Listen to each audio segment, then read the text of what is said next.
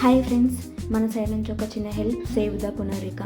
ఇక ఈ వీడియోలోకి వచ్చేసి మీల్ మేకర్ కర్రీ ఒకసారి ట్రై చేసి చూడండి.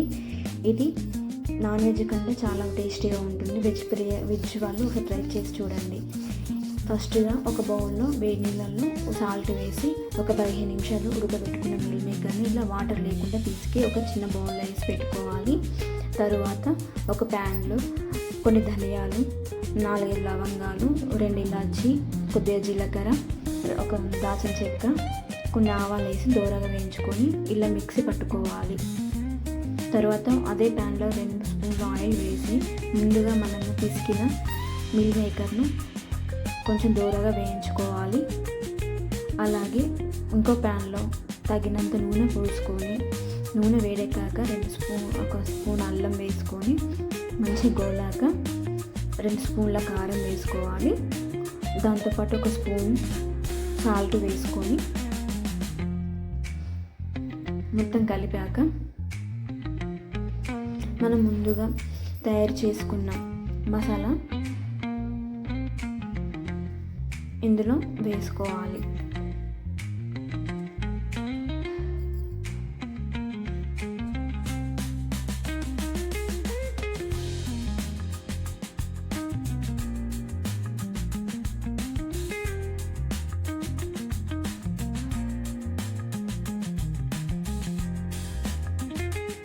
ఇలా మసాలా వేసుకున్నాక మంచిగా కలుపుకోవాలి. మొత్తం కలిసినట్టు మొత్తం కలుపుకోవాలి.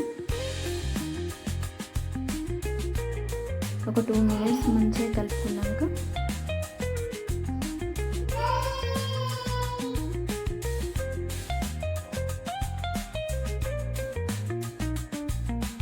ఇలా పూర్తిగా కలుపుకున్నాక మనం ముందుగా మీల్ మేకర్ను గోలించుకున్న మీల్ మేకర్ను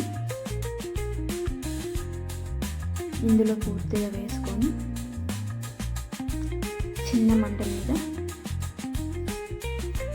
మొత్తం కలుపుకోవాలి అటు ఇటు.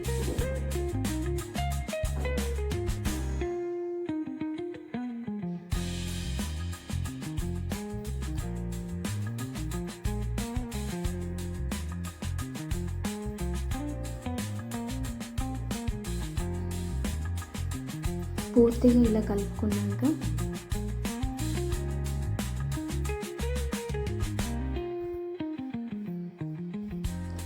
అంతే అండి, ఎంతో టేస్టీగా ఉండి మీల్ మేకర్ కర్రీ రెడీ అవుతుందండి.